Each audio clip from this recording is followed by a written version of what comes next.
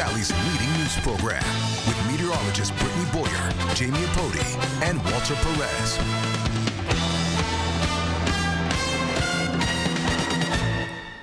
Now at 11 o'clock, bidding farewell to 2023. Businesses around all preparing to put on grand celebration as law enforcement officials ramp up security. How people are planning to ring in the new year. It's Saturday night. I'm John Paul. Walter Perez has the night off. Big story in Action News is New Year's Eve celebrations. If you're still maybe finalizing your plans, there's a lot going on all across the city. Action News reporter Brianna Gallagher has more on how we can celebrate. It's hard to believe that 2023 is coming to an end, and with that comes a lot of celebrating. What other place to do so here other than Philadelphia? On New Year's Eve, people packed into Penn's Landing for some family fun time. Just family, yes. We ice skating, bringing the kids skating. We're just gonna do like the fire pits and probably get dinner here. Just have some fun. They may be out and about today, but tomorrow for New Year's Eve, they like to ring in the new year at home. We just really try to stay local with our neighbors and, just try to enjoy and reflect on the year. And we do sparklers and again, those little fireworks outside, but just kind of keep it low key. For those looking to dress your best and dance your heart out until the clock strikes midnight or later, Rivers Casino may be the spot for you. Our theme is gold, so everything is going to be in gold. As you can see, accents gold. We do have a live band going on. The first buffet starts at 6 o'clock. The gala starts around 10 o'clock. Band's going to be playing all the way till 1 o'clock in the morning. So it's pretty much things catered and staggered throughout the evening. From the parties to fireworks and of course the mummers, there's more planning that goes on behind the scenes that you don't always see. The barriers have already been put in place on Broad Street in preparations for the mummers parade, where officers will be stationed, some in uniform and some in plain clothes. So we layer our security like we do with every big event. Fortunately, we're a city of big events. We do it very well. It's always a team effort. No matter where you spend your New Year's Eve, have fun and be safe. Any plans for tomorrow, New Year's Eve? I don't know, late night party with these guys, see if they can hang. What do you think? Yeah. Some bubbly? Fireworks are scheduled at Penn's Landing for tomorrow night at 6 o'clock and then again at midnight. Reporting from Penn's Landing, Brianna Gallagher, Channel 6 Action News. And 6 ABC is a great place to ring in the new year. The year 2023, countdown to 2024, hosted by Robin Roberts, starts at 7, then at 8 o'clock. Dick Clark's New Year's Rockin' Eve with Ryan Seacrest. Be tons of performances from some of the biggest stars, including LL Cool J, Cardi B, Jelly Roll. A special edition of Action News airs at 10 o'clock on 6 ABC, and we'll send it back to Times Square for the countdown to 2024. Final preparations are underway for the Mummers Parade on New Year's Day. Dancers and dozens of string bands have been rehearsing for months for this. Fun all starts at 9 a.m. on Monday. Coming up in the next half hour of Action News at 11, you'll hear from some of the performers who say they're ready to put on an unforgettable show.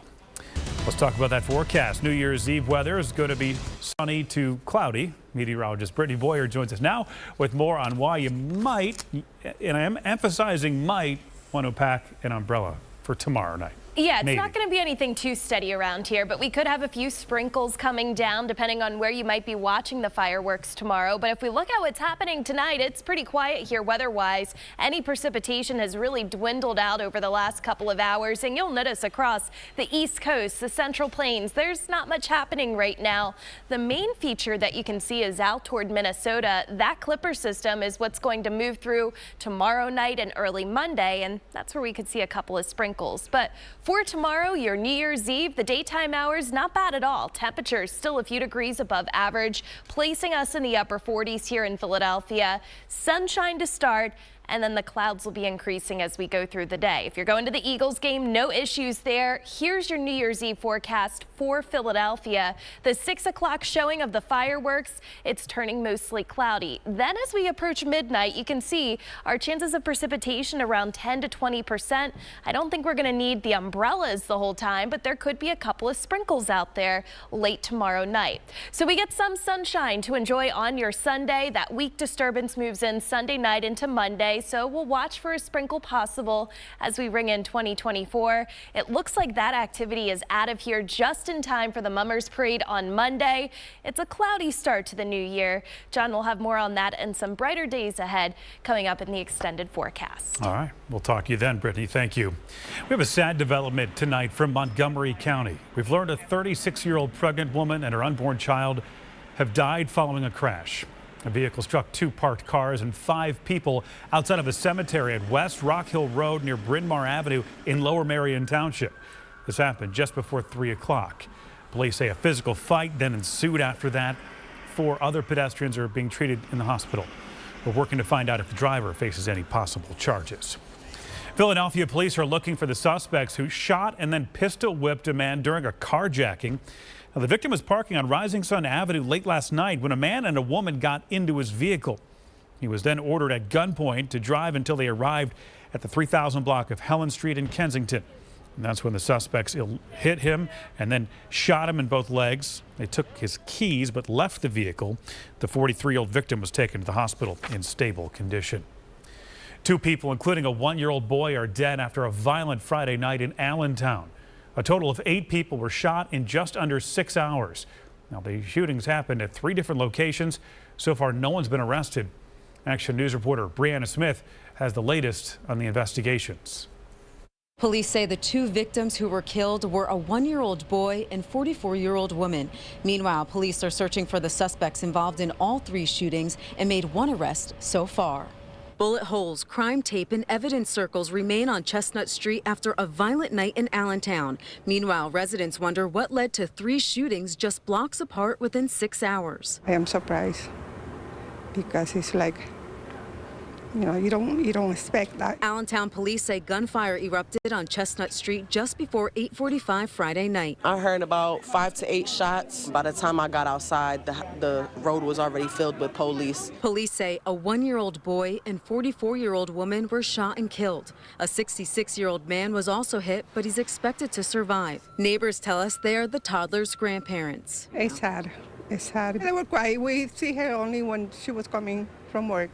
And we saw her with the baby. Then about 20 minutes later, officers responded to another shooting down the street on the 300 block of Ridge Avenue. As we were all standing out here, we heard 3 more shots up the block. Police say 2 suspects fired several rounds at a man and a woman who were expected to be okay.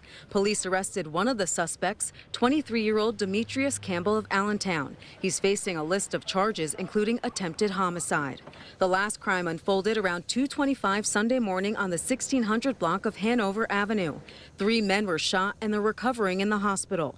As detectives piece together what happened, neighbors plan to be extra cautious to protect their own lives. We don't spend a lot of time outside. It's not the same anymore, so have to be careful. Police say based on their current investigations, they believe these 3 shootings are not connected. Now, again, they're still searching for suspects. If you have any information about these shootings, contact police. In Allentown, Brianna Smith, Channel 6 Action News.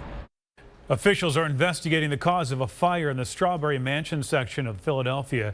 Crews responded to the home in the 3000 block of West Gordon Street around 2:30 this morning. The fire started on the 1st floor and spread to the 2nd floor. 1 person was taken to the hospital to be treated. Still no word on their condition tonight.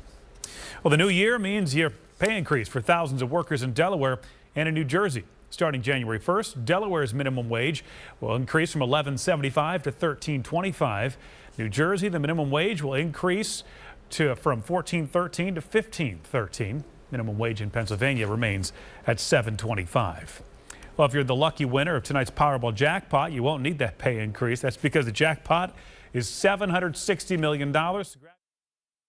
Winning numbers 10, 11, 26, 27, 34, and the Powerball is 7. A local pastor is stepping down from the pulpit after serving his church for 32 years. Today, a celebration was held for Reverend Robert Collier Sr. in Winfield. He led the Galilee Baptist Church of Roxborough. Reverend Collier says his calling to be a pastor was one of the greatest opportunities in his life. A number of pastors from various denominations attended the event to wish Collier a happy, well-deserved retirement. Today marks the 5th day of Kwanzaa. Families gathered at the African American Museum in Center City this afternoon to celebrate the principle of Nia, which means purpose. The museum hosted this interactive storytelling and doll-making exercise as children were taught about the building of community. Kwanzaa's 7-day cultural festival that ends on January 1st. Still to come on Action News, singer Paula Abdul is accusing a former producer of American Idol of sexual assault. Plus, New York City preparing to host thousands of people for tomorrow night's iconic ball drop in Times Square. The security measures in place now. And China is taking steps to boost tourism. What's being done to attract more Americans?